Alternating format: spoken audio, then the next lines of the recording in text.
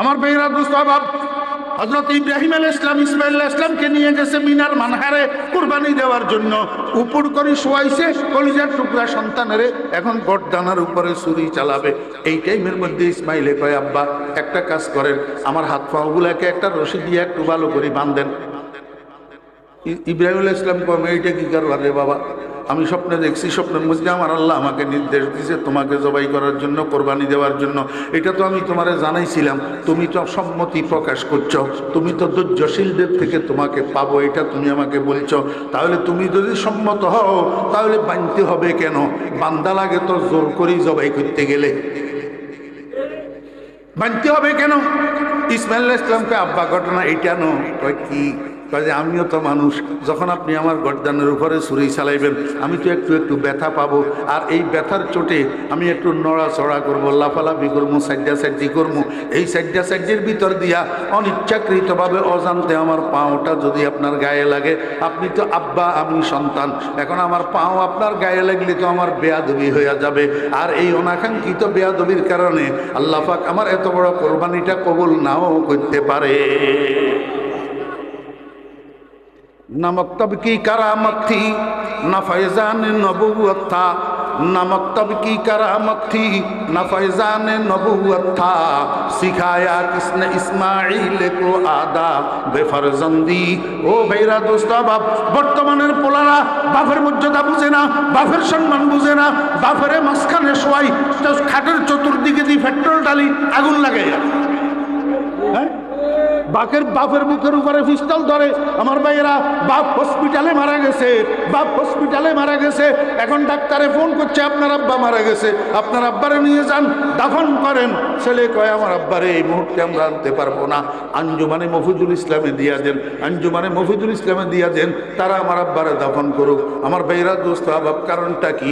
ওই সন্তান মায়ের কোলে এই শিক্ষা পায় নাই, বাপের মর্যাদা কি, বাপের সম্মান কি, এই শিক্ষা পায় নাই। ওই ইসমাঈল ইসলাম 7 বছরের বাচ্চা ইসমাঈল বুঝছিল আমার পাও যদি আমার আব্বার গায়ের সাথে লাগে তাহলে আমার বেয়াদবি হবে। এই শিক্ষা ইসমাঈল কোথায় পাইল? ওই ইসমাঈলের মা হযরতে হাজেরা আলাইহিস সালামের কোলে। আমার ভাইরা দোস্ত বাপ, যদি সন্তানদেরকে চরিত্রবান বানাতে চান, যদি পারিবারিক শান্তি পুনঃপ্রতিষ্ঠিত করতে চান, সামাজিক শৃঙ্খলা পুনঃপ্রতিষ্ঠিত করতে চান, যদি রাষ্ট্রীয় নিরাপত্তা পুনঃপ্রতিষ্ঠিত করতে চান, এখন যে বাচ্চাগুলোর বয়স 5 বছর, 6 বছর, 7 বছর আছে, এগুলোর পিছনে ডিউটি করেন। 1 নম্বরে ডিউটি করবেন মা, 1 নম্বরে ডিউটি করবেন মা। মার যতটুকু কর্তব্য অতটুকু সন্তানের পিছনে ব্যয় করবেন সন্তানটাকে চরিত্রবান বানানোর জন্য। 2 নম্বরে ডিউটি করবেন বাপে, 2 নম্বরে ডিউটি করবেন বাপে। কি ডিউটি করবেন? ছোট্ট একটা কথা কই শেষ। বাপে কি ডিউটি করবেন? আমার ভাইয়েরা দোস্ত বাপ, আমাদের দেশে শিক্ষার 2টা ধারা প্রচলিত আছে, একটা হলো অ্যারাবিক আর একটা হলো জেনারেল। মা কথা কয়, একটা হলো মাদ্রাসা আর একটা হলো কলেজ ইউনিভার্সিটি, ঠিক না বেঠিক কোন? একটা হলো মাদ্রাসা আর একটা কলেজ ইউনিভার্সিটি। আমার একটু আপনারা মেহরবানি করে বুঝাই বলেন না, এই যে একটু আগে কইলাম হসপিটাল থেকে বাপের লাশ গ্রহণ করতে অস্বীকৃতি জানাইলো, যে অস্বীকৃতি জানাইলো, ওনারা জেনারেলের প্রোডাক্ট না অ্যারাবিকের প্রোডাক্ট? হ্যাঁ, বেগুনে কন? হ্যাঁ, আচ্ছা, আরেকজন কই মনে কষ্ট নিবেন নি কোনো? বাংলাদেশে বৃদ্ধাশ্রম আছে নি? বৃদ্ধাশ্রম ঢাকায়, চট্টগ্রামে, খুলনায়, বরিশালে, রাজশাহীতে, সিলেটে বৃদ্ধাশ্রম আসেনি? এই বৃদ্ধাশ্রমগুলোতে যুবক যুবতী হগল থাকে। কোন থাকে? বুড়ারা থাকে। বুড়ারা মানে মা বাপ হগল। কি মা বাপ হগল? তা আপনারা এখানে সারা দেশের যত বৃদ্ধাশ্রম আছে, এই সমস্ত বৃদ্ধাশ্রমের মধ্যে যত মা বাপ আছে, এই মা বাপ গুণ কার্গো মা বাপ। কাদের মা বাপ? জেনারেলদের না অ্যারাবিকদের? হ্যাঁ, একটা অ্যারাবিকের মা বাপ যদি বৃদ্ধাশ্রমে দেখাইতে পারেন আমার মতো একটা লম্বা কুর্তাওয়ালার মা বাপ যদি বৃদ্ধাশ্রমে দেখাইতে পারেন, একজন আলেমের মা বাপ যদি বৃদ্ধাশ্রমে দেখাইতে পারেন, ফরিদুদ্দিন ভাইকে কথা বলা ছাড়ি দিবে, আর কথা বলবে না। আমার ভাইরা দোস্ত বাপ, আলেমেরা বাপের মারে বৃদ্ধাশ্রমে পাঠায় না, বরং আলেমেরা আব্বা ঘুমানোর সময় আব্বার মাথার মধ্যে তৈল মালিশ করে দেয়, আব্বার পাওগুলা টিপি দেয়, মা বাপের পরিধানের কাপড় চোপড়গুলা ময়লা হইলে আলেমেরা বউয়ের দিকে তাকাই থাকে না, আলেমেরা নিজে যাইয়া মা বাপের কাপড়গুলা ধুইয়া দে। জি, এখানে আপনারা অনেকেই আব্বা আছেন যাদের সন্তান আছে। আমি আব্বাদেরকে একটু জিজ্ঞেস করব, আপনারা কোন কোন আব্বায় চান আমার ছেলেটা চোর হোক? একটু হাত উঠাই দেখান না, কে কে চান? হ্যাঁ, কেউ চান না? আমার ছেলেটা ডাকাত হোক, আমার ছেলেটা সন্ত্রাসী হোক, আমার ছেলেটা খুনি হোক, আমার ছেলেটা মদদি হোক, আমার ছেলেটা জুয়ারি হোক, আমার ছেলেটা হাইজেকার হোক, কোনো আব্বাই চায় না। জি, যে ট্রাকের ড্রাইভারটা মদ খাই ডুলে, হেরেও যদি আপনি জিজ্ঞেস করেন, ভাই আপনার ছেলেটা আপনার মতো মদদি হোক, আপনি কি মনে করেন?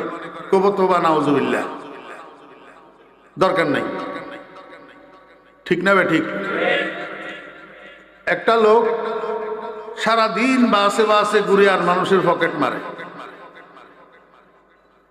এই লোকটারে যদি আপনি জিজ্ঞাসা করেন, ভাই আপনার ছেলেটা আপনার মতো পকেট মারি হোক, আপনি কি চান? তবু তোবা নাউজুবিল্লাহ, দরকার নেই। আমি হইছি আমার হোলা পকেট মার না হোক। ঠিক না বে ঠিক? কর গেল এক নম্বর কথা। দুই নম্বর কথা, আজকের যুগ জ্ঞান বিজ্ঞানের যুগ। মানুষ যত গরিব হোক, নিজের সন্তানগুলাকে শিক্ষিত বানাইতে চায়। একটা কুলি দিনমজুর, একটা রিক্সার ড্রাইভার, এমনকি একটা ভিক্ষুক পর্যন্ত ভিক্ষা করি হইলেও নিজের সন্তানটাকে লেখাপড়া শিখাইতে চায়। জি, সন্তানটাকে শিক্ষিত বানানোর জন্য কেউ অ্যারাবিক লাইনে পাঠায়, কেউ জেনারেল লাইনে পাঠায়। উদ্দেশ্য হইল আমার ছেলেটা একজন বড় মুফতি হবে, মুহাদ্দিস হবে, অথবা একজন বড় অফিসার হবে। আমার ছেলেটা সমাজের আকাশে নক্ষত্রের মতো ঝলমল করবে, আর সেই সুবাদে আমি মানুষের কাছে সম্মানের পাত্র হব। কিন্তু আফসোস, আমাদের সূর্য সন্তানেরা আশানুরূপ হয় না। আমরা শিক্ষিত হওয়ার জন্য শিক্ষা প্রতিষ্ঠানে পাঠাই, কিন্তু আমাদের সন্তানগুলা শেষ পর্যন্ত সেখান থেকে সুশিক্ষিত হইয়া বাইর হয় না।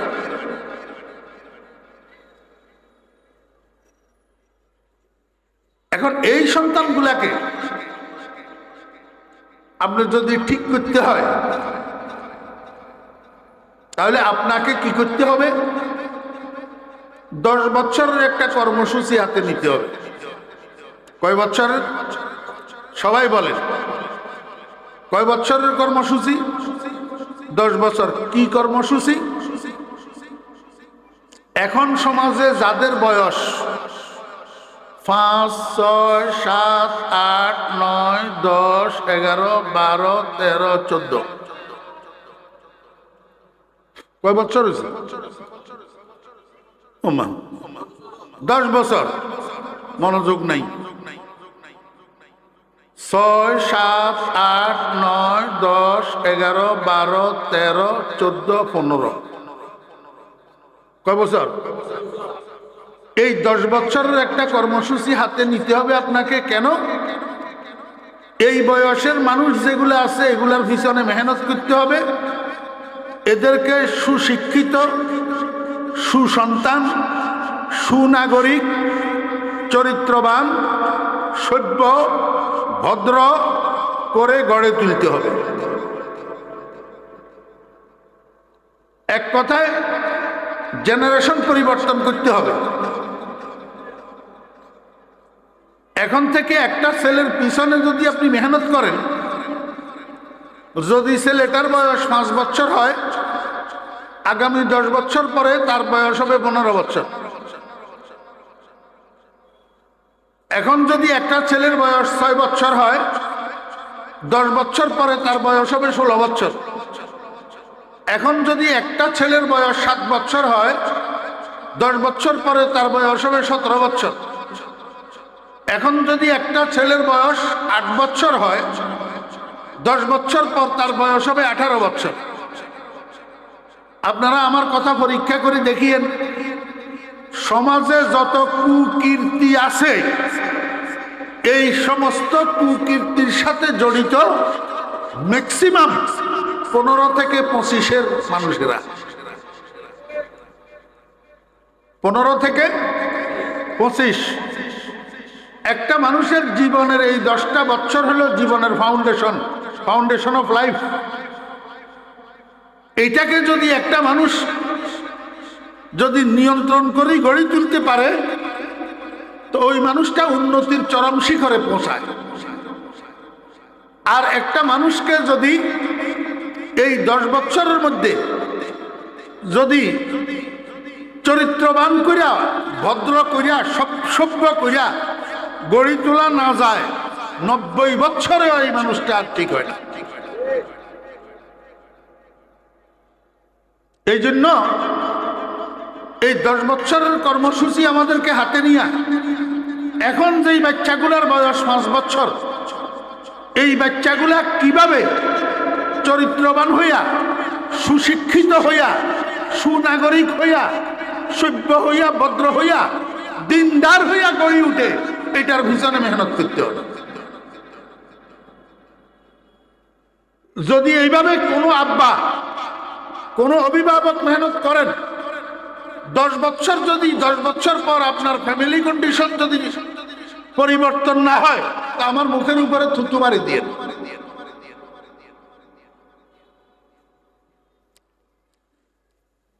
সমাজ ঠিক করার জন্য জেনারেশন ট্রিটমেন্ট করতে হবে।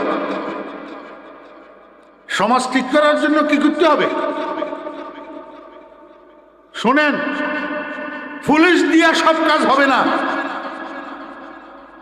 বিজেপি দিয়া সব কাজ হবে না, এমনকি সেনাবাহিনী দিয়াও নয়। সেনাবাহিনীর গাড়িতে আগুন জ্বালায় নাই, জ্বালায় নাই আগুন। কিন্তু আমি যেই পদ্ধতি আপনাদেরকে বলতেছি, এই পদ্ধতি যদি জাতি অবলম্বন করে, তাহলে পুলিশ লাগবে না, বিজেপি লাগবে না, সেনাবাহিনী লাগবে না। আপনার রাষ্ট্রীয় শান্তি, শৃঙ্খলা, নিরাপত্তা অটোমেটিক প্রতিষ্ঠিত হবে।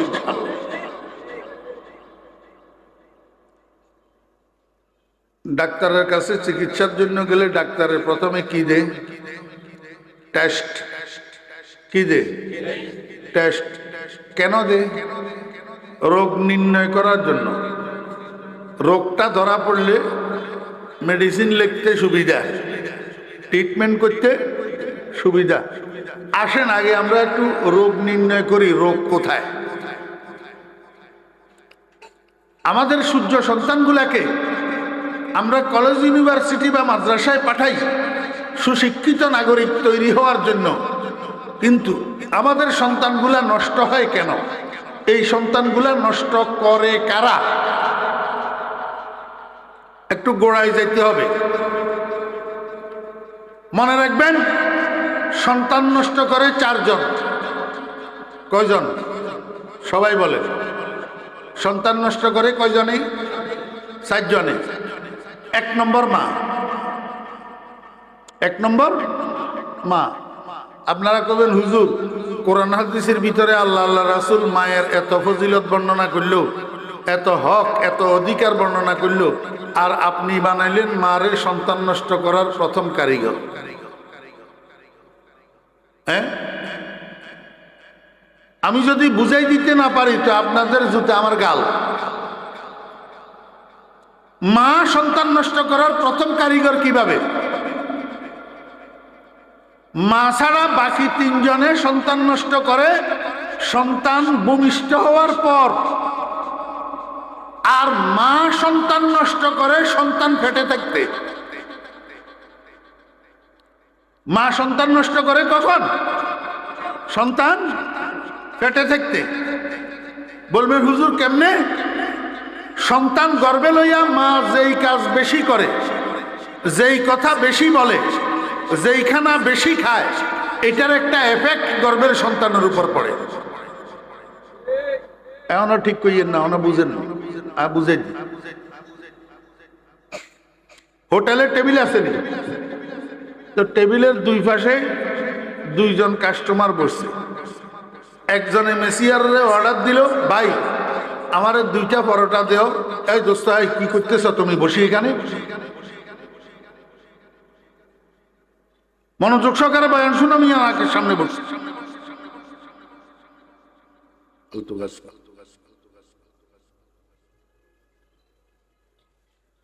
এখন নতুন করে ভিডিও করার, ওয়াজ ভিডিও করার কোনো দরকার না। খালি আমার নামের অর্ধেক লেখি ইউটিউবে তো সার্চ দিও, আর অর্ধেক গুগল আলে লিখে দিব।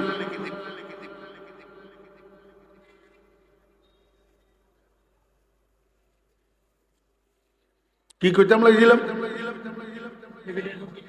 এক কাস্টমারে অর্ডার দিল মেসিয়ার রে, ভাই আমার 2টা পরোটা দাও, আর শিরা বাড়াই একটা মিষ্টি দিও।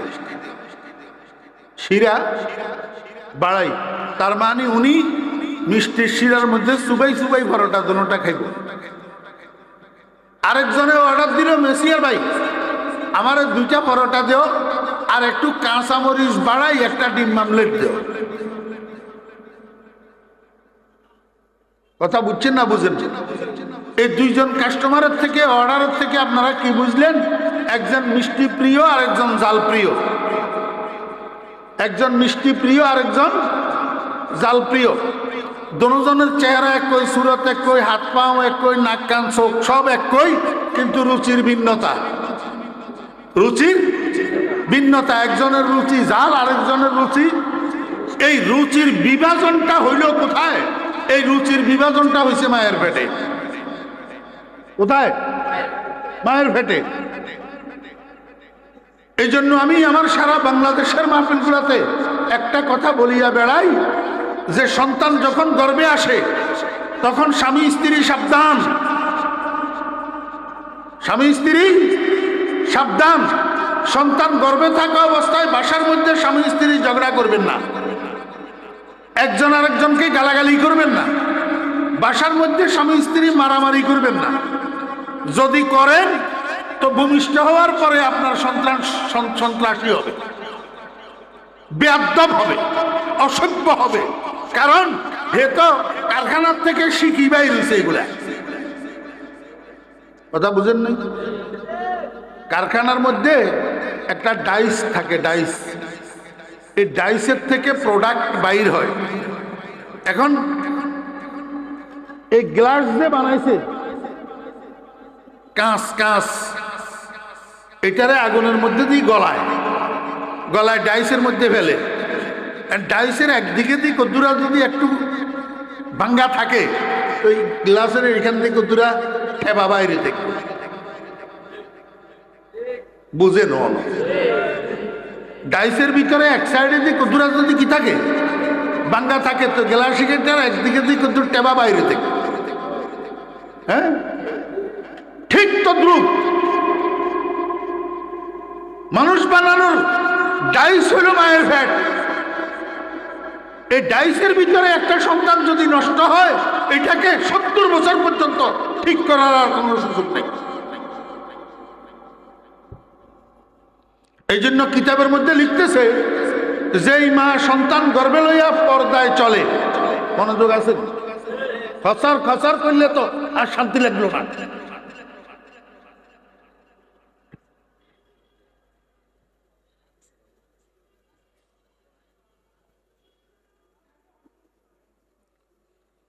মনোযোগ আসেনি?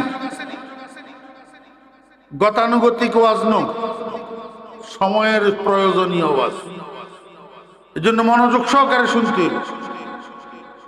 সন্তান গর্ভের মধ্যে লইয়া মা যদি পর্দায় চলে, সন্তান মেধাবী হয়, ট্যালেন্ট হয়, জকি হয়। আর যেই মা সন্তান গর্ভে লইয়া বেনিটি ব্যাগ কান্দে ঝুলাইয়া মার্কেটে মার্কেটে, রাস্তায় রাস্তায়, বাজারে বাজারে ড্যাং ড্যাং করে, এই সন্তান মায়ের পেট থেকে মেধা খর্ব, বোকার কামিজ হইয়া ভাই। আবার আপনারা মুরব্বীরা কনছেন আমরা মা দাদিরা কেমন শিক্ষিত আছিল, হ্যাঁ? আমরা মা দাদিরা এমন শিক্ষিত আছিল? আমার মা তো নোট আছেন তো, আমি কত 100 টাকার নোট লই যাই খাইয়ে লাইছি, আমার মাতুল 20 টাকা কই কই চিনতো না। ফারেক হওয়ার পরে শনিবার দিন মাদ্রাসায় যাওয়ার সময় মারে 100 টাকার নোট একটা দিছি, দিয়ে কইলাম যে মা এই ধরো তোমারে 500 টাকা দিয়ে এর কিছু খাইও। আসলে নোট কত? 100। সোমবারে আমাদের বাজার, তো বাজারে যাওয়ার সময় আব্বাই কয় যে তোমার তো টেয়া আছে না, এক যত বাজার করতাম টাকা নাই, এই টাকা দেওয়া না থাকলে হাওলাত আমি তোমার আবার দিব। তার মা কয় যে আমার মালন সাহেব যাইবের সময় 500 টাকা দিয়েছে খেবের লাই, এগুন আপনারা দিলে দিতে পারি, তবে ফেরত দিতে। তা আব্বা কয় যে দেও, আবার ফেরত দিব। তারপর মায়ের নোট এটা আমি আবার দিতে দিছি, আব্বা তো তাপস ইঞ্জিন কি 100 টাকার নোট, আরে তোমারে কইছে কোন 100 টাকা, ইঞ্জিন 100 টাকার নোটে না। আর মা কয় হুদা কথা কই দাম না, আরে ঠকানির বুদ্ধি করছে। আর মালন সাহেব কই গেছে 100 টাকার নোট। আমার বোন একটা ছোট বোন, এইটির আসল নাম হইল খোদা, তো এই ডাকে সবাই হোনা ধরে। তা আমার আব্বা ডাকছে গায়ে হোনা জানি এদিকে আয়, নোট ইন কত রে? কয় যে 100 টাকার নোট। তারপরে আমার মা বিশ্বাস করছে। এবারে কজ যে আর হুতে খেয়াল করে না, আর হুতে আর দিতে লাগছিল 500 টাকা। ওই 100 টাকার নোট যে উঠছে হলো আরেক মরে নিয়ে আসিল, হাতে খেয়াল করে না, হুতেরে বাঁচাচ্ছে। এইটার নাম মা, এইটার নাম কি? মা। কিন্তু বর্তমান যুগের কুলাঙ্গার সন্তানেরা বউ বুঝে মা বুঝে না। বউয়ে হেলে আটকাই দিব, মায়ের কোনোদিন সন্তানেরা আটকায় না, মা বাঁচানোর চেষ্টা করে। কার হতে খেয়াল করে?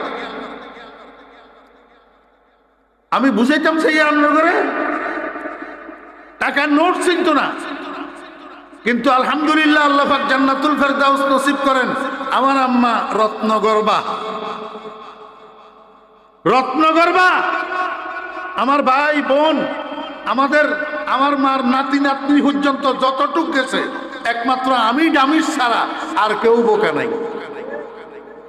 বোকা থাকলে আমি আছি। আর এখন বর্তমান আলট্রা মডার্ন মহিলাদের পেটের থেকে যে সন্তান হয়, এগুলারে 5টা হাউস থিয়েটার রাখি বাসায় পড়াইয়া এরপরে 10 বিষয়ের পরীক্ষা দেওয়ার জন্য পাঠাইলে 3 বিষয়ে ফেল মারে। কারণ কি? ফ্যাক্টরি খারাপ, ফ্যাক্টরি খারাপ। এরিও আপনারা আব্দুল কাদের জিলানী রহমতুল্লাহের নাম শুনছেন?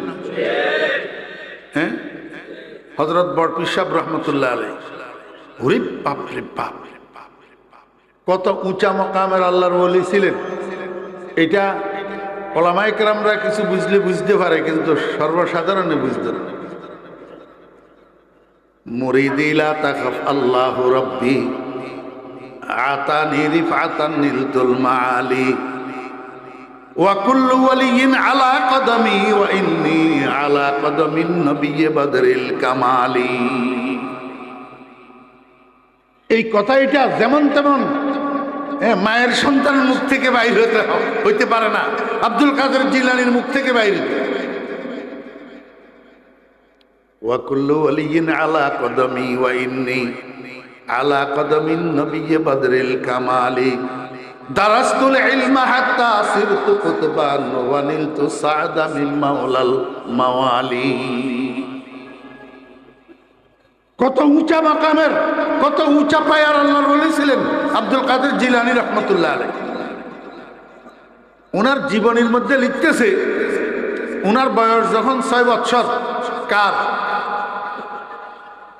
এই খালি জায়গা এগুলো পূরণ করে বসে না, বুঝে দি মানুষ দাঁড়ায় রয়েছে, বসার জায়গা পাইতেছে না, আপনারা সামনে খালি জায়গা লইলে বসে রয়েছে, যার যার সামনে খালি জায়গা আছে এটা পূরণ করে বসেন।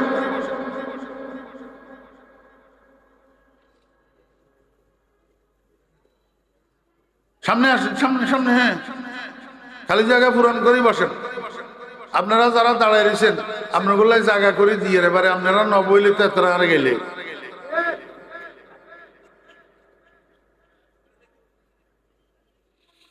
আল্লাহু আকবার।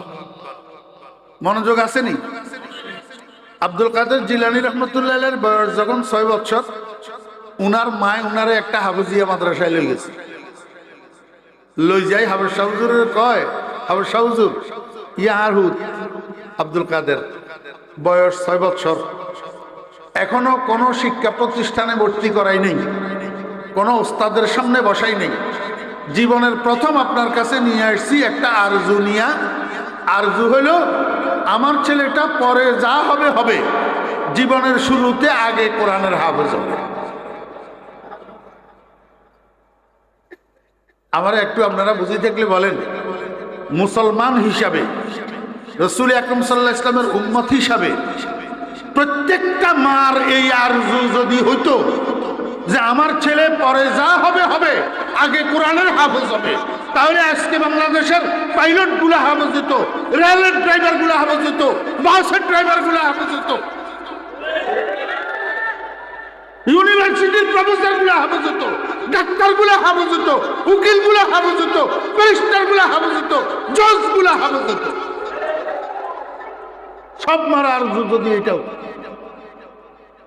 হোক না, পরে হবে মুফতি হবে, মুহাদ্দিস হবে, ইঞ্জিনিয়ার হবে, ডাক্তার হবে, জজ হবে, ব্যারিস্টার হবে, কিন্তু জীবনের শুরুতে মুসলমান হিসাবে আমার সন্তান আগে কোরআন।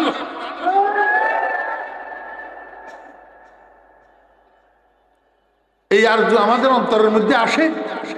আপনারা তো এখানে বসে রয়েছেন, আব্বারা বলেন না এই আরজু আপনাদের অন্তরের মধ্যে আসে? কয়জন আব্বারা আসে এই আরজু?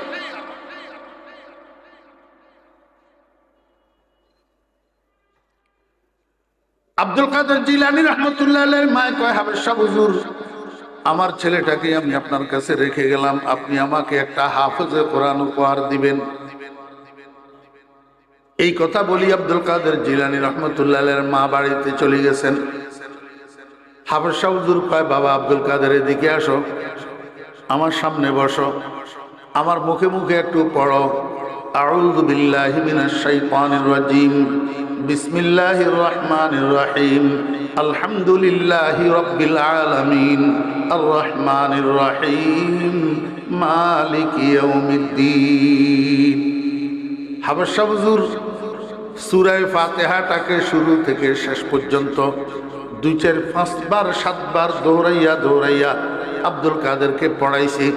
পড়াইয়া এবার কয়, বাবা আব্দুল কাদের, এই যে সূরাটা তোমারে আমি এতক্ষণ পড়াইলাম এটার নাম সূরা ফাতিহা, এটা তুমি আমারে একটু মুখস্থ শুনাইতে পারিবা কিনা এখন?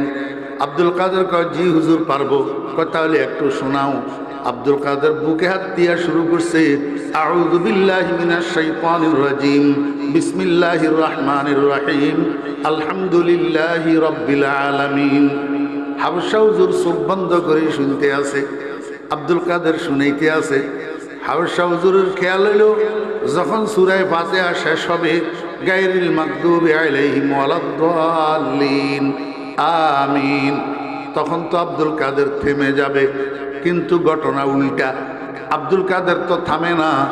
আমিন বলার পরে এবার আব্দুল কাদের কয়, বিসমিল্লাহির রহমানির রহিম, আলিফ লাম মিম, যালিকাল কিতাব লা রাইবা ফীহি হুদাল লিল মুত্তাকিন। হাফেজ সাহেব হুজুর চোখ খুলি শিশু আব্দুল কাদেরের দিকে তাকাইয়া রয়েছে, ব্যাপারটা কি? আব্দুল কাদের তো আমিন পর্যন্ত থেমে যাওয়ার কথা ছিল, কিন্তু এখন তো দেখি সামনের দিকে চলে, কিচ্ছু কয় না, দেখি কতটুক যায় কতটুক যায়।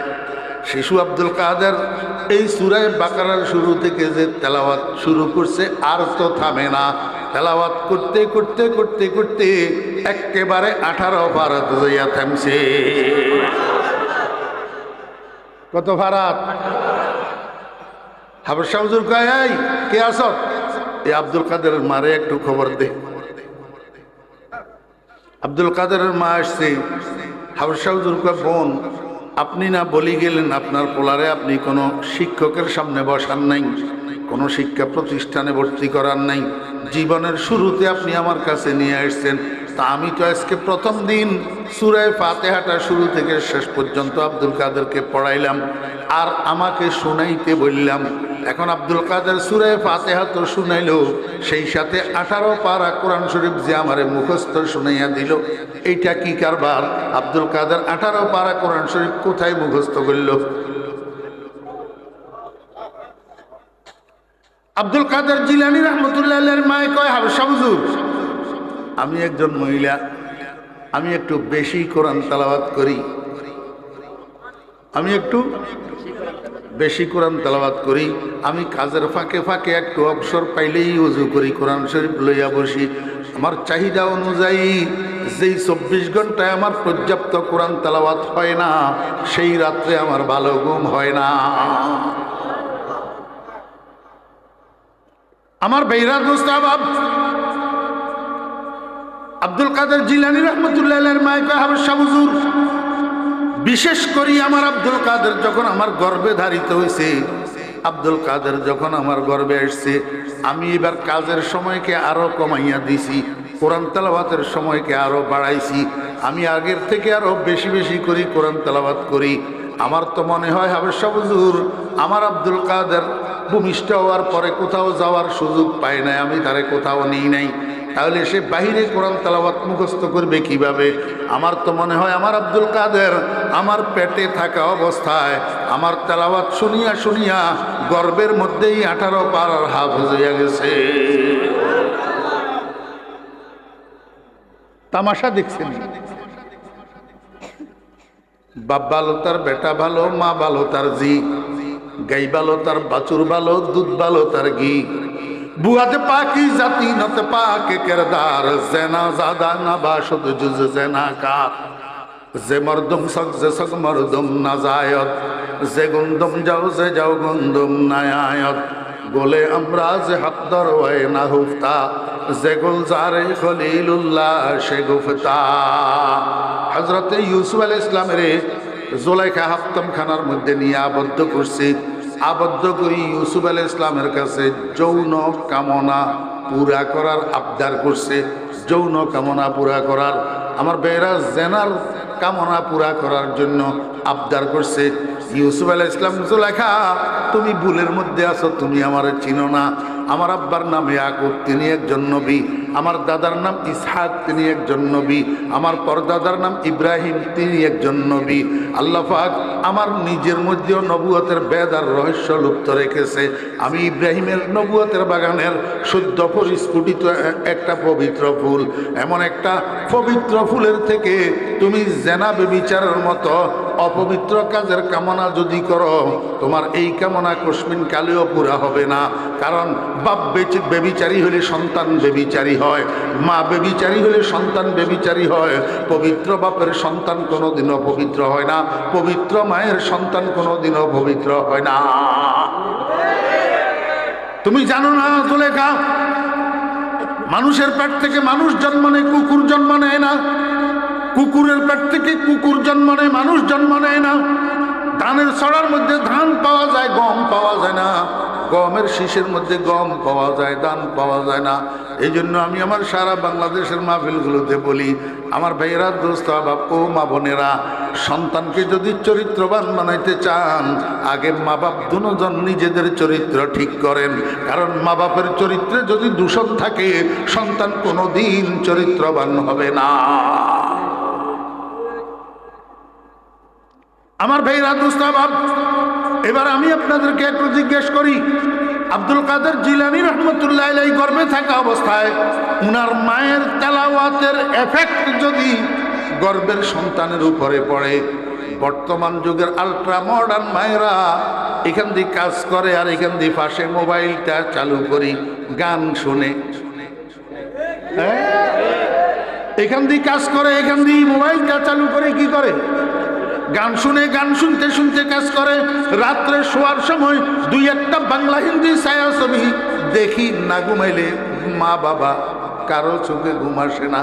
এরকম আলট্রা মডার্ন মায়েদের সন্তানদের পেটের মধ্যে সন্তানের উপর মায়ের কাজের এফেক্ট হয় কি হয় না? একটা উদাহরণ দিই তাহলে। পরের দিন ফোলার মেট্রিক পরীক্ষা, পরের দিন ফোলার মেট্রিক পরীক্ষা, আগের দিন সন্ধ্যায় ফোলা ড্রয়িং রুমে টেলিভিশনের সামনে বসছে, যে বসছে আর উঠে না। মায় বারবার যাইয়া কয়, বাবারে আগামী দিন তোর মেট্রিক পরীক্ষা, তুই পাশ করবি কেমনে, লেখাপড়া করা সারা জানা বাবা কিছুক্ষণ পর, কিন্তু ফোলা টেলিভিশনের সামনে থেকে উঠে না। শেষ পর্যন্ত হইতে হইতে রাত্রে 10টা যখন বাজছে, মায় যাইয়া কয় যে বাবা এখন আর পড়ার দরকার নাই, এখন 4টা খাইয়া শুইয়া যা, ভোর রাত্রে মোল্লায় আজান দিলে শোয়ার থেকে উঠি কিছু লেখাপড়া করিস, তাহলে অন্তত পাস করতে পারবি, নতুবা তো তুই পাস করবি না। এতেও ছেলে টেলিভিশনের সামনে থেকে উঠে না। তো মা কি করছে, নিরুপায় হইয়া সুইচ বোর্ডের কাছে গেছে, যাইয়া 2টা সুইচ একসাথে অফ করছে। টেলিভিশনের সাথে বিদ্যুতের কানেকশনের সুইচ যেটা, এটা বন্ধ করে দিয়েছে, সাথে ড্রয়িং রুমের লাইটের সুইচটা বন্ধ করে দিয়েছে। এখন ড্রয়িং রুম যখন অন্ধকার হয়ে গেছে, এই পোলা মায়ের দিকে তাকাইয়া কয়, দিও না কোবা স্বর্গরের বাতি নিবাইয়া। আমার একটু আপনারা কন না, যেগুলোতে হায়া শরম নাই সেগুলোর মুখে দিয়ে আসনি হবা, আরো যেগুলোতে হায়া শরম নাই সেগুলোর মুখে দিয়ে কিবা আরো আসনি বা আরো। মেট্রিক পরীক্ষার্থী হলো, এটার বয়স কত? 15, 16, 17, 15, 16 বুঝ হইছে নি না হইন, বালে কইছে নি না হইন। এখন এই পোলা যদি মায়ের দিকে তাকাইয়া এমন একটা কথা কয়, মা এটার কি অবস্থা হয়? যা হওয়ার তা হইছে, সঙ্গে সঙ্গে মাথায় চক্কর দিয়া ধুম করে পড়ছে মেজের উপর, ফ্লোরের উপর। এই তো বাসার মধ্যে হইচই পড়ে গেল। কেউ বাটিতে করে পানি আনতেছে, মুখের উপরে পানির জাপটা দিতেছে, আর কেউ সরিষার তৈল হাতের তালুতে পায়ের তালুতে মালিশ করতেছে, আবার কেউ কাপের মধ্যে সরিষার তৈল আর পানি গুলি মাথার মধ্যে তেলে পানিয়ে গোলা দিতেছে। আমার বেয়েরা দোস্ত আবাব হইচই শুনি আমি রুমের থেকে বাইর হইলাম। এই ফ্লাইটার ইমিডিয়েট ছোট একটা বোনা ছিল, তারা জিজ্ঞেস করলাম, কিরে বাসায় কি হয়েছে? কয়, আঙ্কেল ভাইয়া তো আগামী দিন মেট্রিক পরীক্ষা, ভাইয়া পড়তে বসে না, শুধু টেলিভিশনের সামনে বসে থাকে। রাত্রে যখন 10টা বাজছে, মা ড্রয়িং রুমের বাতিটা নিভাইয়া দিছে। বাতি নিবানোর সাথে সাথে ভাইয়া মায়ের দিকে তাকাইয়া কয়, দিও না কোবা স্বর্গরের বাতি নিভাইয়া। এই কথা শুনি মা মাথা ঘুরাই পড়ে গেছে ফ্লোরের উপর, বেহুশ হইয়া রয়েছে। বেহুশ, হাঁটতে হাঁটতে 2 কদম কথা বলতেছি, এর মধ্যে মহিলা এটার হুঁশ আসি গেছে, চোখ খুলছে, আমার সামনে দেখি কয়, ভাইয়া দেখলেন নি বলায় আমারে কি কইল? আমি কইলাম, তোরে তো এখন 3টা লাথি দেওয়া দরকার, তোরে এখন 3টা। বাসার মানুষ সব আমার দিকে হা করে তাকাই রয়েছে, হুজুরে কি কইল? ওই বেচারি বেউস হইল, বেউসের থেকে হুঁশে আসলো, হুজুরের সাক্ষী করলো। এখন হুজুরে কয়, বলে 3 লাথি দিতে বলে। আমি কই, তোমরা ব্যাখ্যায় আমার দিকে কি চাইতেছ? আমি কেন 3 লাথি দিতে কইছি এটা তো তোমরা জানো না। এই মাইয়া এটার নাম থুইছিও আমি, মাইয়া মানি মারি নাম থুইছিও, বিয়ার কলমাও পড়াইছি আমি। এই মাইয়া এটার স্বামী একটা বড় ব্যবসায়ী। তখনকার যুগ, তখন টাচ মোবাইল বাইর হয় নাই, তখন ডিভিডি বিসিডির সেট ছিল, ডিভিডি বিসিডির সেট। যুবক ফোলারা হাটে বাজারে ভিডিওর দোকান দিত, ভিডিওর দোকান। এই ভিডিওর দোকানের মধ্যে এত বড় বড় ক্যাসেট কতগুলা বিক্রি করতো, ভাড়া দিত, ইন্ডিয়ান বাংলা ছায়াছবির ক্যাসেট, সিনেমার ক্যাসেট। তো যাদের কাছে পয়সা আছে এরা ডিভিডির সেট, বিসিডির সেট কিনি টেলিভিশনের লগে সংযোগ করে রাখছে। এবারে বাজারে তুন ওই ক্যাসেট এগুলা কিনি আনি ডিভিডি মেশিনের মধ্যে ঢুকে দিলে টেলিভিশনের মধ্যে পূর্ণ দৈর্ঘ্য ছায়াছবি 3 ঘন্টা পর্যন্ত চলে। লাগের এই দেশে আইন আইসি এতারা কেউ লাগে। এই মান্যা এটার স্বামী আছিল বড় ব্যবসায়ী, ঘরের ভিতরে 56 ইঞ্চি টিভি রঙিন, সাথে ডিভিডি। প্রতি রাত্রে দোকান বন্ধ করে যাওয়ার সময় একটা বাংলা ছবির ক্যাসেট, একটা হিন্দি ছবির ক্যাসেট এতে লই যায়। স্বামী স্ত্রী দুজন শুইয়া শুইয়া দুইটা পূর্ণ দৈর্ঘ্য ছায়াছবি দেখি, তারপরে ঘুমায়। আমি অনেকবার সতর্ক করছি মেয়েরে, বাবারে তোর পেটের ভিতরে সন্তান, একটু তোর খেয়াল করা দরকার। এইভাবে প্রতি রাত্রে দুই একটা করে বাংলা হিন্দি ছায়াছবি দেখা ছাড়া যে ঘুমস না, একদিন টের পাবি তোর এই কাজের এফেক্ট তোর গর্ভের সন্তানের উপরে পড়তেছে। এইটা সেই মাইয়া আর এই পোলা সেই মাইয়ার পোলা। আজকে আমার কথা লাগছে না লাগে নাই, এখন কেন মাথা ঘুরাই পড়স? এখন কেন মাথা ঘুরাই পড়স? এই ফলাইতে এই জাতীয় দর্শনের জ্ঞানের হাবজ হইয়া বাইর হচ্ছে তোর ফেডের তুন। এর চেয়ে সুন্দর কথা এই ফলার মুখ থেকে তুই কিভাবে আশা করবি? এবারে আপনারা বুঝছেন নিয়ে একটু, মায়ের পেটে থাকতে মায় কেমনে সন্তান নষ্ট করে। আমার ভাইয়েরা দুস্তাভাব, এবার ভূমিষ্ঠ হওয়ার পরে মায়ের সন্তান নষ্ট করে, ভূমিষ্ঠ হওয়ার পরে মায়ের সন্তান নষ্ট করে। তখনও পর্যন্ত বাপের, চাচার, জ্যাঠার, মামার কোনো কার্যক্রম সেখানে চলে না, একমাত্র মায়ের চলে। আমার ভাইয়েরা দুস্তাভাব, একটা ছেলের বয়স যখন 1-1.5 বৎসর, 1-1.5 বৎসর, তখন একটু হামাগুড়ি দিয়া সামনের দিকে আগাইতে পারে। এই সময়ের মধ্যে বাচ্চায় পেশাব করি নিজের পেশাব নিজের হাতে ধরে, পায়খানা করি নিজের পায়খানা নিজের হাতে ধরে, বরং পেশাব পায়খানা দোনোটারে কসলাইয়া মুখের মধ্যে দিয়া দে। না আপনারা দেন না, আপনারা তো ব্যাগ করবা খাজু, হ্যাঁ দেন না আপনারা, কে হয় ইঞ্জিনিয়ার সাহেবেরা দেন, ডাক্তার সাহেবেরা দেন, বৈজ্ঞানিক সাহেবেরা দেন, যে এখন যারা বাউলের পক্ষে করে এতারা দেন, এতারা আগামীটা মুখের ভিতরে দেন।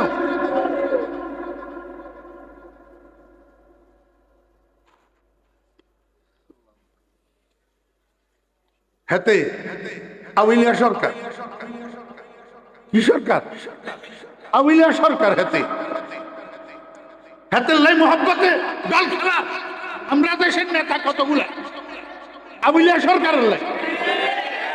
আরে কি হেই আউলিয়া সরকারে কি কইছে তোমরা জানোনি? তোমরা আউলিয়া সরকারে কি কইছে? আউলিয়া সরকারে 1 নম্বর কইছে তোর গো কোথায় এত নাচতে কয়কা। কোথায় নাচতে কইল? কুল আউযু বিরাব্বিন নাস, মালিকিন নাস, ইলাহিন নাস, মিন শাররিল ওয়াসওয়াসিল খান্নাস, আল্লাযী ইউওয়াসওয়িসু ফি সুদুরিন নাস, মিনাল জিন্নাতি ওয়ান নাস। খালি নাচতেই কয়, তোর কোথায় এত নাচতে কয়কা? আমার ভাইয়েরা দোস্তাভাব, মুসলমানের সন্তান যদি হইয়া থাকো, হরেশচন্দ্রের পোলা যদি না হইয়া থাকো, সীতারানীর দুধ পান যদি না করি থাকো, আমেনা বেগম, ফাতেমা বেগমের দুধ যদি পান করি থাকো, বুকে হাত দিয়া বলো কোরআন শরীফের মধ্যে নাস শব্দের অর্থ কি? কোরআন শরীফের মধ্যে নাস শব্দের অর্থ কি? মানুষ। তা এতে যে কয় নাস শব্দের অর্থ নাচ, নাচ শব্দের অর্থ কি? নাচ। এতে কোরআন শরীফের মধ্যে বিকৃতি করছে নি? তো কোরআন শরীফের মধ্যে যে বিকৃতি করে, ইসলামী স্টেট হইলে কথার আগে কল্লা উড়াই দাও, ওয়াজিবুল কতল। এখানে ইসলামী স্টেট নাই গতিকে না বাঁচি গেছে? বদমাইশের বাচ্চা বদমাইশ। আমার ভাইয়েরা দুস্তাভাব, একটু সামনে চলে। এর পরে কি খুশি এত জানেননি? আল্লাহু আকবার। এই বদমাইশের বাচ্চা বদমাইশ কয় তোর গো খোদার এটা মুখনি না ফুটকি? কারে কইছে? আল্লাহ রে। কইছে তোর গো খোদার এটা মুখ না ফুটকি ইল্লাই এক মুখে যদি মানুষের দুই কথা কয় তা হাতেরে কয় না তোর এটা মুখ না ফুটকি তোর গো খোদায় এক মুখে এত কথা কইল কা কি কইছে তোর গো খোদা একবার কয় প্রথম সৃষ্টি এশক, আরেকবার কয় প্রথম সৃষ্টি আরশ, আরেকবার কয় প্রথম সৃষ্টি রূহ, আরেকবার কয় প্রথম সৃষ্টি নূর। তোর গো খোদায় এক মুখে এত কথা কয় কা? আমার বেহরা দোস্ত আহবাব, আমার প্রথম কথা হইল যেই কথাগুলারে হেতে আল্লাহর দিকে লাগাইছে এই কথাগুলো আল্লাহ কয় নাই। এই কথাগুলো আল্লাহ কয়, এগুলো হলো সব হাদিসের কথা। সব কি হাদিসের কথা? তোর মধ্যে সবগুলা কথা হাদিসের কথা না, কিছু কিছু আছে সত্য হাদিস আর কিছু কিছু আছে জাল হাদিস। কিছু কিছু আছে কি জাল হাদিস। এখন হাদিস কি নবীর কথা না আল্লাহর কথা? তো হাতে নবীর কথারে মানুষের কথারে নিয়া আল্লাহর দিকে লাগাইয়া আল্লাহরে দোষারোপ করি আক্রমণ করি করতেছে তোর গো খোদার এটা মুখটা ফুটকি। মুসলমানের বাচ্চারা, তোমার আব্বারে যদি কেউ মন্দ কয় তোমার গা জ্বলে, তোমার মারে যদি কেউ মন্দ কয় তোমার গা জ্বলে, তোমার নেতারে যদি কেউ মন্দ কয় তোমার গা জ্বলে, তোমার আল্লাহরে মন্দ কওয়ার পরে তোমার মনটা জ্বলে না, বরং তুমি আবুল্লা সরকারের পক্ষে কথা কও। তুমি গোড়ার ডিম আর ইমানদার নেই, তোমার ইমান আছে নি? তুমি মুরতাদ।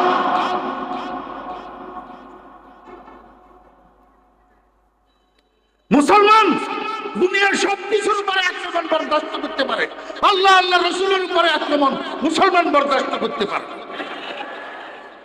তাহলে শুনেন, হযরত আবু বকর সিদ্দিক রাদিয়াল্লাহু আনহু মসজিদে নববীতে আসা যাওয়া করে নামাজ পড়ার জন্য 5 ওয়াক্ত।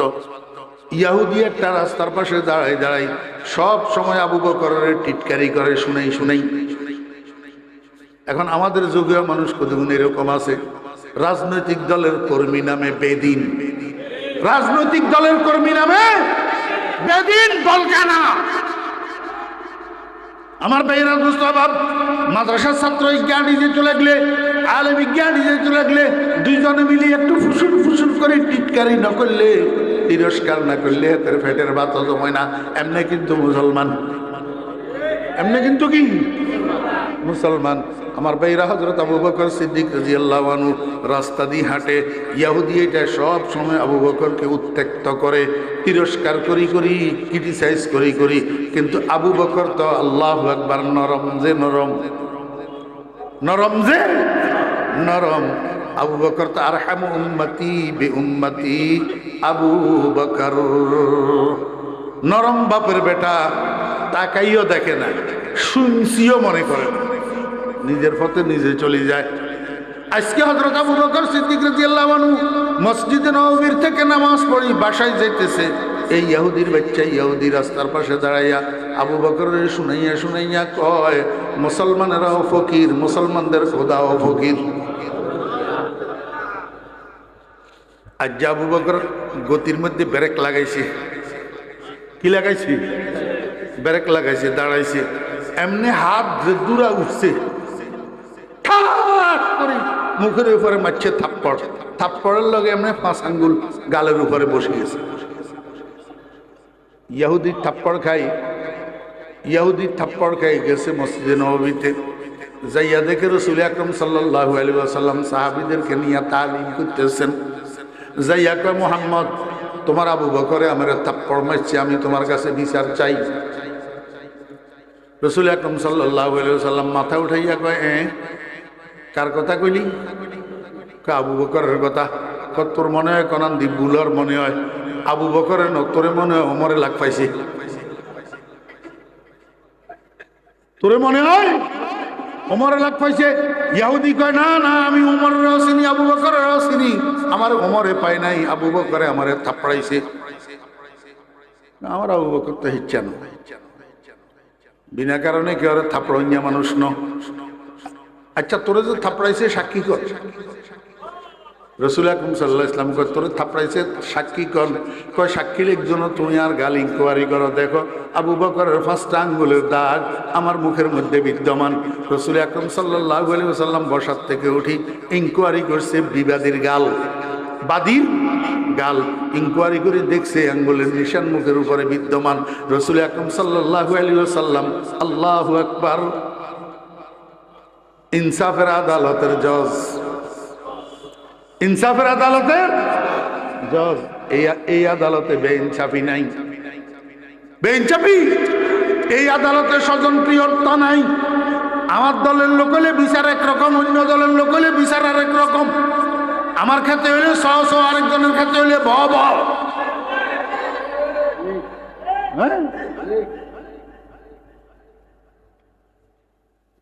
খুরমা খাজুর কোটে আছে বাংলাদেশে, দেখছো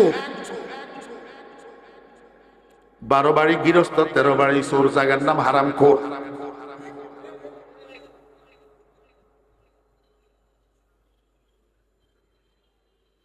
রাসূল আকরাম সাল্লাল্লাহু আলাইহি ওয়াসাল্লাম সাহাবী একজনের পাঠাইছে, কয় যাও আবু বকর যেখানে পাও ধরে নিয়ে আসো।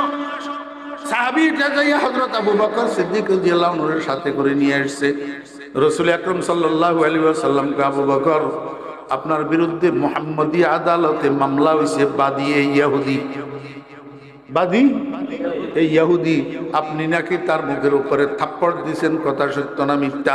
আবু বকর সিদ্দিক রাদিয়াল্লাহু আনহু, সিদ্দিক তো আবু বকর কি সিদ্দিক? সিদ্দিক ওই মানুষটাকে বলা হয়, সিদ্দিক ওই মানুষটাকে বলা হয় যেই মানুষটার মুখের থেকে জন্ম থেকে মৃত্যু পর্যন্ত একটা মিথ্যা বাহির হয় নাই। আর ইসলাম গ্রহণ করার পরে ন, ইসলাম গ্রহণ করার পরে ন, জন্ম থেকে মৃত্যু পর্যন্ত যেই মানুষটার মুখের থেকে একটা মিথ্যা বাইর হয় না, তার নাম সিদ্দিক। একটা মিথ্যাও যদি জীবনে বাইর হয়, সে সিদ্দিক হইতে পারে না। রাসূল আকরাম সাল্লাল্লাহু আলাইহি ওয়াসাল্লামকে, আবু বকর সত্য না মিথ্যা? আবু বকর সিদ্দিক রাদিয়াল্লাহু আনহু কয়, জি হ্যাঁ ইয়া রাসূলুল্লাহ, সত্য, আমি তার মুখে থাপ্পড় দিয়েছি। রাসূল আকরাম সাল্লাল্লাহু আলাইহি ওয়াসাল্লাম কয়, আবু বকর আপনি মুসলমান, সেই ইহুদি, তাই হইতে পারে, কিন্তু বিনা কারণে তো আপনি তারে থাপ্পড় দিতে পারেন না। ইসলাম আপনাকে এই অধিকার দেয় নাই, ইসলাম আপনাকে এই অধিকার দেয় নাই। তাড়াতাড়ি কারণ দর্শান, কেন তার মুখে আপনি থাপ্পড় দিলেন? আবু বকর সিদ্দিক রাদিয়াল্লাহু আনহু কয়, ইয়া রাসূলুল্লাহ, আমি প্রতিনিয়ত মসজিদে আসা যাওয়া করি নামাজ পড়ার জন্য। সে রাস্তার পাশে দাঁড়িয়ে আমার উত্ত্যক্ত করে, আমার তিরস্কার করে, আমার ক্রিটিসাইজ করে। আমি শুনছিও মনে করি না, তাকাইয়াও দেখি না, চলি যাই। আজকে যখন আমি মসজিদ থেকে নামাজ পড়ে যাইতেছিলাম, এই ইহুদি রাস্তার পাশে দাঁড়াইয়া আমার শুনাইয়া শুনাইয়া কয়, মুসলমানেরাও ফকির, মুসলমানদের খোদাও ফকির। ইয়া রাসূলুল্লাহ, যখন আমার আল্লাহরে ফকির কইছে, আমার আল্লাহর উপরে যখন আক্রমণ করছে, আমার ঈমানের সাগরে জোয়ার আসে গেছে, আমার কলিজায় আগুন লাগিয়ে গেছে, আমি আর নিজেকে স্থির রাখতে পারি নাই, নিজের অজান্তেই মুখের উপরে থাপ্পড় লাগাইয়া দিছি। কিরে ভাই, এটা ইমানি তাকাজা। এটা কি? বুকের ভিতরে যদি ঈমান থাকে, তাহলে তোর বউ আক্রমণ করলে তুই বরদাস্ত করতে পারবি, তোর ছেলে আক্রমণ করলে তুই বরদাস্ত করতে পারবি, মেয়ে আক্রমণ করলে বরদাস্ত করতে পারবি, সম্পদের উপরে আক্রমণ হলে বরদাস্ত করতে পারবি, এমনকি তোর নিজের জানের উপরে আক্রমণ হলেও বরদাস্ত করতে পারবি। কিন্তু আল্লাহর উপরে আক্রমণ হইলে, রসুলের উপরে আক্রমণ হইলে তুই বরদাস্ত করতে পারবি না, যদি সত্যিকার তোর বুকে ঈমান থাকে। কিসের বিএনপি, কিসের আওয়ামী লীগ, কিসের জাতীয় পার্টি, কিসের ছাত্রলীগ, কিসের ছাত্রদল? ইমানদার, ইমানদার, ইমানদার।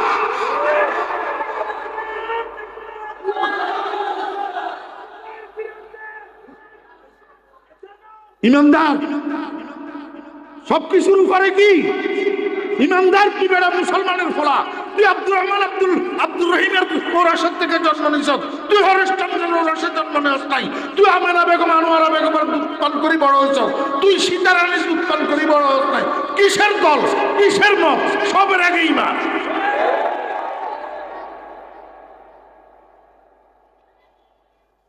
নাহলে তুই গোড়া টিমের ইমানদার নেই, নাহলে তো তুই কেয়ামতের দিন তোমার নেতারে কইও তোমারে হাউজে কাউসারের শরবত পান করাইতো। রসুলের সামনে যাইতে না, হাউজে কাউসারের শরবতের গ্লাসের জন্য রসুলের সামনে তুমি হাত বাড়াইতে পারবে না। আল্লাহু আকবার। রাসূল আকরাম সাল্লাল্লাহু আলাইহি ওয়াসাল্লামকে আবু বকর, যদি সে আপনার আল্লাহরে ফকির বলি থাকে তাহলে আপনার থাপ্পড় দেওয়া যথাযথ উচিত উচিত উচিত হইছে, উচিত হইছে। যদি আপনার আল্লাহকে সে ফকির বলি থাকে তাহলে আপনার থাপ্পড় দেওয়া ঠিক আছে, কিন্তু আপনার আল্লাহকে সে ফকির বলছে এটা আপনার দাবিয়ে না। আমার কোর্টে বিচারের বিধান হইল আল বায়িনাতু আলাল মুদ্দাঈ ওয়াল ইয়ামিনু আলা মান আনকার। যে দাবি করবে তাকে তার দাবির পক্ষে সাক্ষ্য পেশ করতে হবে, আর যদি সাক্ষ্য পেশ করতে না পারে তাহলে বিচারক বিবাদীর থেকে হলফ নিবে। বিবাদী হলফ করে যদি বলতে পারে তাহলে বিবাদীর পক্ষে রায় হয়ে যাবে। এটা হলো আমার আদালতের বিচারের বিধান। আবু বকর, আপনার আল্লাহর যে ইহুদি ফকির কইছে সাক্ষী কি? আপনি সাক্ষী দেন। বিনা সাক্ষী আমি আপনার পক্ষে রায় দিতে পারবো না। তামাশা দেখছেন?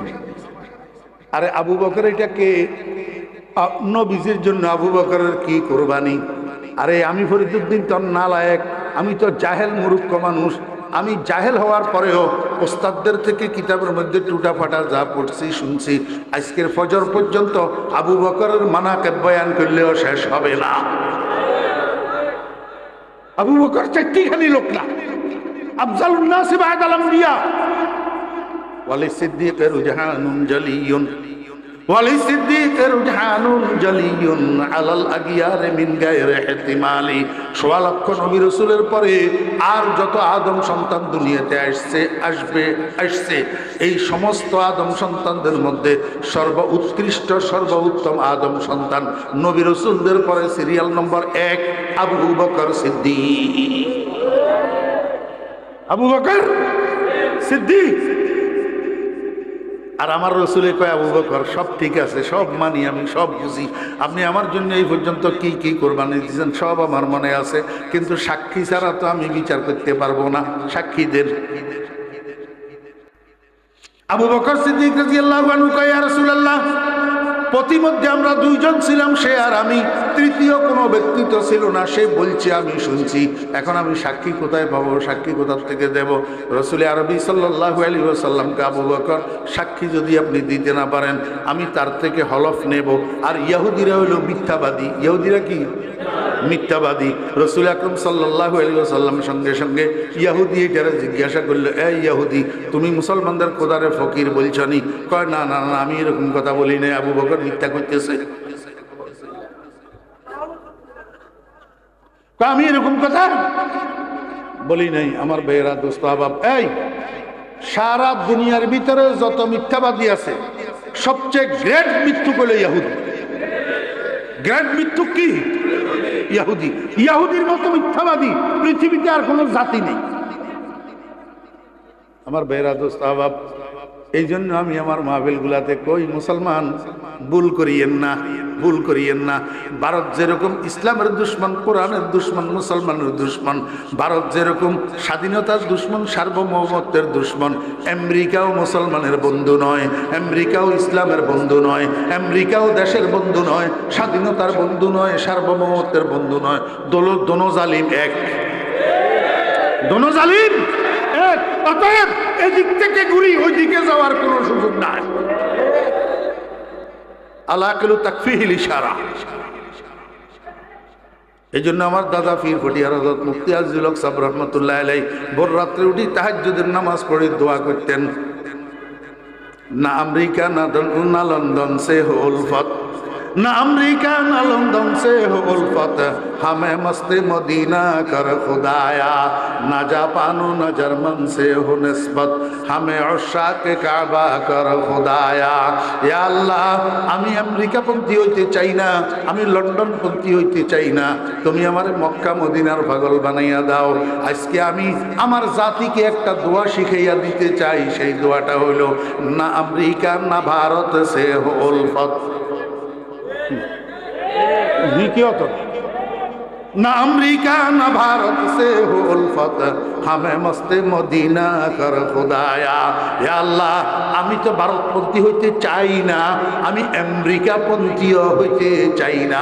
তুমি আমাকে ভারতের দিকে আমার গতি দিও না, আমেরিকার দিকে আমার গতি দিও না, আমারে তুমি মদিনার পাগল বানাইয়া দাও। পাচ্ছেন নয় দোয়া করতেন। ইহুদিকে আমি এরকম কথা কই না, আবু বকর মিথ্যা কথা কইতেছে, দেখছেন নি তামাশা। কিন্তু রাসূল আকরাম সাল্লাল্লাহু আলাইহি ওয়াসাল্লামকে আবু বকর যখন হলফ করি বলছে, ইহুদি বিবাদী হলফ করি বলছে, সে মুসলমানদের খোদারে ফকির বলে নাই। এখন আমি তার পক্ষে রায় দিতে বাধ্য হব। কি রায়? আপনি তাকে যেমনিভাবে একটা থাপ্পড় দিয়েছেন, অনুরূপভাবে সে একটা থাপ্পড় আপনাকে দিয়া প্রতিশোধ নিবে, এটাই হবে আমার বিচার। আমার ভাইরা, রাসূল আকরাম সাল্লাল্লাহু আলাইহি ওয়াসাল্লামের জবান থেকে এই কথা শোনার সাথে সাথে আবু বকর সিদ্দিক রাদিয়াল্লাহু আনহু দুই চোখের থেকে বৃষ্টির পানির মতো পানি ঝরা আরম্ভ হয়েছে। হায় রে কপাল, আমি তো তার নির্জনে থাপ্পড় দিয়েছিলাম, কেউ দেখে নাই, আর এই ভরা মজলিসের মধ্যে ইহুদি বুঝি আমার মুখে থাপ্পড় দিবে বুঝি। আমার আল্লাহ আরশে আজিম থেকে তাকাইয়া রইছে, সব দেখতেছে। জিব্রাইলের ডাকছে, ও জিব্রাইল তাড়াতাড়ি আয়, এক সেকেন্ড যেন দেরি না হয়, আমার বন্ধুর মুখের থেকে আবু বকরের বিরুদ্ধে বিচারের রায় যেন বাহির না হইয়া যায়, তাড়াতাড়ি আয়, আমার বন্ধুর কাছে ওহী লইয়া যা, কোরআন লইয়া যা আমার বন্ধুর কাছে, কোরআনের মাধ্যমে আমার বন্ধুরে জানা। ইহুদির বাচ্চা মিথ্যা কইতেছে, ইহুদি যে আমারে ফকির কইছে সেটা দুনিয়ার কোনো মানুষ না শুনলেও আমি শুনছি। আজকে আবু বকরের পক্ষে সাক্ষী দেওয়ার জন্য পৃথিবীর কোনো মানুষ না থাকলেও আমি আল্লাহ আবু বকরের পক্ষে সাক্ষী দিয়া দিলাম। লাকাদ সামি আল্লাহু কাওলাল্লাযিনা ক্বালু ইন্নাল্লাহা ফাকির। মনে আসেনি কি বুঝাইতেছিলাম? ইমানদার সবকিছুর উপরে আক্রমণ বরদাস্ত করতে পারে, কিন্তু আল্লাহর উপরে আক্রমণ বরদাস্ত করতে পারে না। যেমনি ভাবে আবু বকর পারে নাই, তেমনি ভাবে কিয়ামত পর্যন্ত আবু বকরের সৈনিকেরাও পারবে না আল্লাহর উপরে আক্রমণ। যেদিক থেকে আসে আবু বকরের সৈনিকেরা প্রতিহত করবেই করবেই, জীবন দিয়া প্রতিহত করবে।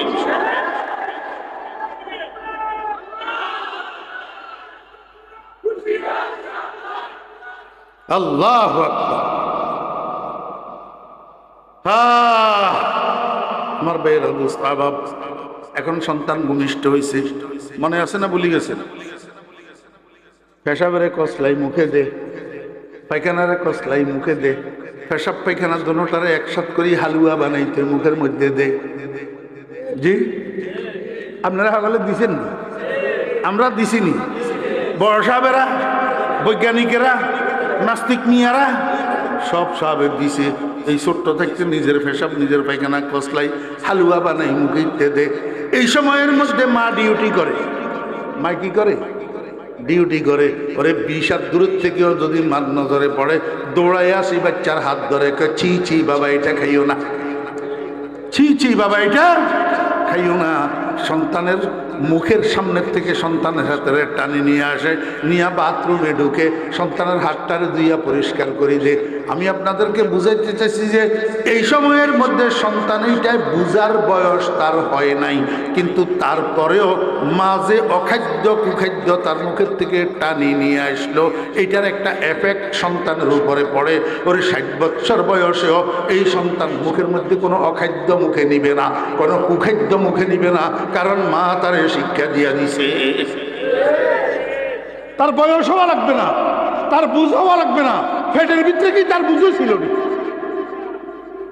আমার ভাইরা, দোস্ত আহবাব, 2 বছর বয়সের একটা সন্তান থের থের করি করি হাঁটে, থের থের করি করি কি করে হাঁটে, হাঁটতে হাঁটতে পেশাব করে, দাঁড়ায় দাঁড়ায় পেশাব করে। মা আস্তে করিয়া সেই কাঁধের উপরে হাত দিয়া কয়, বাবারে বসো বসো বসো, বসি পেশাব করো। আমরা মুসলমান, আমরা দাঁড়াই পেশাব করি না, কোনো সময় দাঁড়াই পেশাব করিও না, বসি পেশাব করো। সন্তানের এখনো মায়ের এই শিক্ষা বুঝার মতো বয়স হয় নাই, কিন্তু আল্লাহর কুদরতে মায়ের এই শিক্ষার একটা এফেক্ট সন্তানের উপরে পড়ে। এইভাবে 4 বছর 5 বছর পর্যন্ত মা যদি এই আমল করতে থাকে, এই সন্তান যখন 25 বছর হবে, ভুলেও কোনোদিন রাস্তার পাশে দাঁড়াইয়া প্যান্টের চেইন খুলি ওয়াশিং মেশিন ও ওয়াটার মেশিন চালাবে না। হ্যাঁ, মায়ের শিক্ষা, মায়ের কোল হলো সন্তানের প্রথম পাঠশালা। আমার বেহরা দোস্ত বাব, হযরত ইব্রাহিম আলাইহিস সালাম ইসমাঈল আলাইহিস সালামকে নিয়ে গেছে মিনার মানহারে কুরবানি দেওয়ার জন্য। উপর করে শোয়াইছে কলিজার টুকরা সন্তানেরে, এখন গর্দানার উপরে ছুরি চালাবে। এই টাইমের মধ্যে ইসমাঈলে কয়, আব্বা একটা কাজ করেন, আমার হাত পাগুলাকে একটা রশি দিয়ে একটু ভালো করে বাঁধেন। ইব্রাহিম আলাইহিস সালাম কয়, এইটা কি করবার রে বাবা? আমি স্বপ্নে দেখছি, স্বপ্নের মধ্যে আমার আল্লাহ আমাকে নির্দেশ দিয়েছে তোমাকে জবাই করার জন্য, কোরবানি দেওয়ার জন্য। এটা তো আমি তোমারে জানাইছিলাম, তুমি তো সম্মতি প্রকাশ করছো, তুমি তো ধৈর্যশীলদের থেকে তোমাকে পাবো, এটা তুমি আমাকে বলছো। তাহলে তুমি যদি সম্মত হও তাহলে বাঁধতে হবে কেন? বান্দা লাগে তো জোর করেই জবাই করতে গেলে, বাঁধতে হবে কেন? ইসমাঈল আলাইহিস সালামকে আব্বা ঘটনা এইটা নো। কয় কি? কাজে আমিও তো মানুষ, যখন আপনি আমার গর্দানের উপরে ছুরি চালাইবেন আমি তো একটু একটু ব্যথা পাবো, আর এই ব্যথার চোটে আমি একটু নড়াচড়া করবো, লাফালাফি করবো, সাইডা সাইডি করবো। এই সাইডা সাইডের ভিতর দিয়া অনিচ্ছাকৃতভাবে অজান্তে আমার পাওটা যদি আপনার গায়ে লাগে, আপনি তো আব্বা, আমি সন্তান, এখন আমার পাও আপনার গায়ে লাগলে তো আমার বেয়াদবি হয়ে যাবে। আর এই অনাকাঙ্ক্ষিত বেয়াদবির কারণে আল্লাহ পাক আমার এত বড় কোরবানিটা কবুল নাও করতে পারে। ना मकतब की करामत थी न फैज़ान नबूवत था, न मकतब की करामत थी न फैज़ान नबूवत था, सिखाया किसने इस्माइल को आदा बेफरजंदी। ও ভাইরা দোস্ত বাপ, বর্তমানের পোলারা বাপের মর্যাদা বুঝে না, বাপের সম্মান বুঝে না, বাপের মাঝখানে শোয়াই খাটের চতুর্দিকে দিয়ে পেট্রোল ডালি আগুন লাগাইয়া, হ্যাঁ, বাপের মুখের উপরে পিস্তল ধরে। আমার ভাইয়েরা, বাপ হসপিটালে মারা গেছে, বাপ হসপিটালে মারা গেছে, এখন ডাক্তারে ফোন করছে আপনার আব্বা মারা গেছে, আপনার আব্বারে নিয়ে যান, দাফন করেন। ছেলে কয়, আমার আব্বারে এই মুহূর্তে আমরা আনতে পারবো না, আঞ্জুমানে মফিজুল ইসলামে দিয়া দেন, আঞ্জুমানে মফিজুল ইসলামে দিয়া দেন, তারা আমার আব্বারে দাফন করুক। আমার ভাইয়েরা দোস্ত আবাব, কারণটা কি?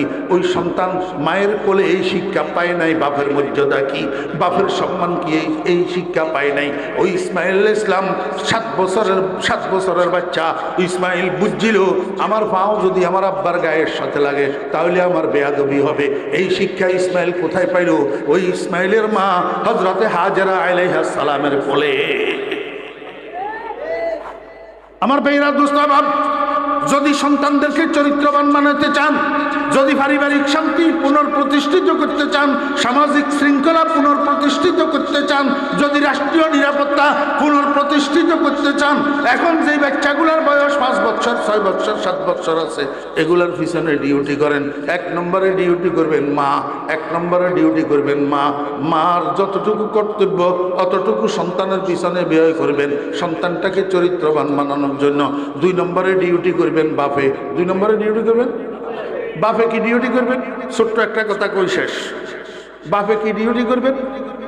আমার ভাইয়েরা দোস্ত বাপ, আমাদের দেশে শিক্ষার 2টা ধারা প্রচলিত আছে, একটা হলো অ্যারাবিক আর একটা হলো জেনারেল। মা কথা কয়, একটা হলো মাদ্রাসা আর একটা হলো কলেজ ইউনিভার্সিটি, ঠিক না বেঠিক কল? একটা হলো মাদ্রাসা আর একটা কলেজ ইউনিভার্সিটি। আমার একটু আপনারা মেহরবানি করে বুঝাই বলেন না, এই যে একটু আগে কইলাম হসপিটাল থেকে বাপের লাশ গ্রহণ করতে অস্বীকৃতি জানাইলো, যে অস্বীকৃতি জানাইলো ওনারা জেনারেলের প্রোডাক্ট না অ্যারাবিকের প্রোডাক্ট? হ্যাঁ, বেগুনে কন, হ্যাঁ, আচ্ছা আরেকজন কই মনে কষ্ট নিবেন নি কোনো? বাংলাদেশে বৃদ্ধাশ্রম আছে নি? বৃদ্ধাশ্রম ঢাকায়, চট্টগ্রামে, খুলনায়, বরিশালে, রাজশাহীতে, সিলেটে বৃদ্ধাশ্রম আছে নি? এই বৃদ্ধাশ্রমগুলোতে যুবক যুবতী হগল থাকে। কোন থাকে? বুড়ারা থাকে। বুড়ারা মানে মা বাপ হগল। কি মা বাপ হগল? তা আপনারা এখানে সারা বাংলাদেশের যত বৃদ্ধাশ্রম আছে, এই সমস্ত বৃদ্ধাশ্রমের মধ্যে যত মা বাপ আছে, এই মা বাপ গুণ কার্গো মা বাপ। কাদের মা বাপ? জেনারেলদের না অ্যারাবিকদের? হ্যাঁ, একটা অ্যারাবিকের মা বাপ যদি বৃদ্ধাশ্রমে দেখাইতে পারেন আমার মতো একটা লম্বা কুর্তাওয়ালার মা বাপ যদি বৃদ্ধাশ্রমে দেখাইতে পারেন, একজন আলেমের মা বাপ যদি বৃদ্ধাশ্রমে দেখাইতে পারেন, ফরিদুদ্দিন ভাইকে কথা বলা ছাড়ি দিবে, আর কথা বলবে না। আমার বেয়েরা দোস্ত বাপ, আলেমেরা বাপের মারে বৃদ্ধাশ্রমে পাঠায় না, বরং আলেমেরা আব্বা ঘুমানোর সময় আব্বার মাথার মধ্যে তৈল মালিশ করে দেয়, আব্বার পাওগুলা টিপি দেয়, মা বাপের পরিধানের কাপড় চোপড়গুলা ময়লা হইলে আলেমেরা বউয়ের দিকে তাকাই থাকে না, আলেমেরা নিজে যাইয়া মা বাপের কাপড়গুলা ধুইয়া দে। জি আমার বেয়েরা দোস্ত বাপ, এরপরে আরো বুঝাইতে হইব নি আল্লাহু আকবার। পারিবারিক শান্তি কেমনে ফিরিয়ে আসবে, সামাজিক শৃঙ্খলা কেমনে ফিরিয়ে আসবে, রাষ্ট্রীয় নিরাপত্তা। তাই রাষ্ট্রীয় নিরাপত্তা কইতাম না, বাংলাদেশের জেলা কোয়ান ৬৪ জেলায় ৬৪টা ফৌজদারি কোর্ট আসেনি। ৬৪ জেলায় ৬৪টা ফৌজদারি কোর্ট আসেনি। এই ফৌজদারি কোর্ট এখানে প্রতিনিয়ত ক্রাইমের মামলাও নি, চুরির মামলা, ডাকাতির মামলা, হাইজ্যাকের মামলা, রাহাজানির মামলা, খুনের মামলা, ধর্ষণের মামলা, লুটতরাজের মামলা, দুর্নীতির মামলা, মদের মামলা, জুয়ার মামলা, প্রতিনিয়ত এই মামলাগুলা হইতেছে কিনা। কোন বাপের বেটা যদি থাকেন বাংলাদেশে, বাংলাদেশে কোন বাপের বেটা যদি থাকেন, আমাকে একটু বলেন 2025 সালের নভেম্বর মাস, এখন তো ডিসেম্বর সালের, তার আগের মাস নভেম্বর কয়দিনে গেছে? নভেম্বর মাস কয়দিনে গেছে? 30 দিনেতে হয় মার্চ সেপ্টেম্বর, 30 দিনেতে হয় মার্চ সেপ্টেম্বর, এই রূপে এপ্রিল আর জুন নভেম্বর, 28 দিনেতে সবে ফেব্রুয়ারি ধরে, একদিন বাড়ে তার চতুর্থ বর্ষরে, আর যত মাস হয় 31 দিনে, জানিও ইংরেজি মাস এই রূপে গুনে, তাহলে 2025 সালের নভেম্বর মাস কত দিনে গেল? 30 দিনে। এমন কোন বাপের বেটা আসেননি একটু কোমরে গামছা বাঁধেন, বাংলাদেশের 64 জেলার 64টা ফৌজদারি কোর্টে নভেম্বর মাসের 30 দিনে যতগুলা ক্রাইমের মামলা হয়েছে, অপরাধের মামলা হয়েছে, প্রত্যেকটা মামলার এক বা একাধিক বিবাদী আছে, আসামি আছে, অপরাধী আছে, আছে না নাই? বাংলাদেশের 64 জেলার 64টা ফৌজদারি কোর্টে 2025 সালের নভেম্বর মাসের 30 দিনে যেই অপরাধের মামলাগুলা হয়েছে, এই মামলাগুলার যারা আসামি বিবাদী আছে, এদের মধ্যে শতকরা কয়জন আলেম আছে? আমার একটু পরিসংখ্যান করে দেখান না, বুঝে না লাগে, নিজের বেলায় আইলে এবারে অঙ্ক বুঝে। হ্যাঁ, আপনারা হুজুররা মাতেন কা, জেনারেল রাখো বুকে হাত দিয়া, এই কতলে কসে না কর দায়েম মালে কসে না খর দায়েম, কতলে কসে না কর দায়েম মালে কসে না খর দায়েম, জুরমম হামি নস্তে জুরমম হামি নস্তে, ভুলে গেছি কয় না কে, কতলে কসে না কর দায়েম মালে কসে না খর দায়েম, जुर्मम हमी नस्ते के मन आशिके उ गश्ताएम। आलेमेरा काउरे खून करे ना, आलेमेरा देशेर सम्पद आत्मसात करे ना, आलेमेरा आरेकजনের হক মারি খায় না। আলেমদের অপরাধ হলো শুধু আল্লাহর কথা কেন কয়, রাসূলের কথা কেন কয়, এটাই হলো আলেমদের অপরাধ। আমার ভাইয়েরা দোস্ত, আজকে সারা বাংলাদেশের 64 জেলার 64 ফৌজদারি কোর্টে যত আসামি মামলা হইতেছে আসামির বিরুদ্ধে, নভেম্বর মাসেরটা একটু হিসাব করে দেখেন শতকরা কত পার্সেন্ট আলেম আছে? আরে আচ্ছা, আপনারা না কর নাই, ধরে নিলাম 75%। হ্যাঁ, আলেম দোস্ত 60%, 50%, 20%। আচ্ছা, একেবারে তর্কের খাতিরে 5% ধরলাম। কয় পার্সেন্ট? তর্কের খাতিরে ধরলাম। যদি 5% অপরাধী আমার মাদ্রাসার প্রোডাক্ট হইয়া থাকে, অ্যারাবিকের প্রোডাক্ট, তাহলে বাকি 95% প্রোডাক্ট কাদের? জেনারেলের। কাদের? জেনারেলের। আমি বলবো এবার গতি পরিবর্তন করেন, ওই 95%-এর অ্যারাবিকের দিকে ঘুরান, দেখবেন দিনে দিনে রাষ্ট্রীয় নিরাপত্তা প্রতিষ্ঠিত হবে, সামাজিক শৃঙ্খলা প্রতিষ্ঠিত হবে, দেশে চোর ডাকাত হাইজ্যাকার লুটতরাজ ওয়া আখিরু দাওয়ানা আনিল হামদুলিল্লাহি রাব্বিল আলামিন। রুমাল কালেকশন রয়ে গেছে, তো সবাই একটু পকেটে হাত দেন না। মাদ্রাসার ছাত্ররা কই? যে যা পারেন, 500 টাকা, 100 টাকা, 50 টাকা, 20 টাকা, হ্যাঁ,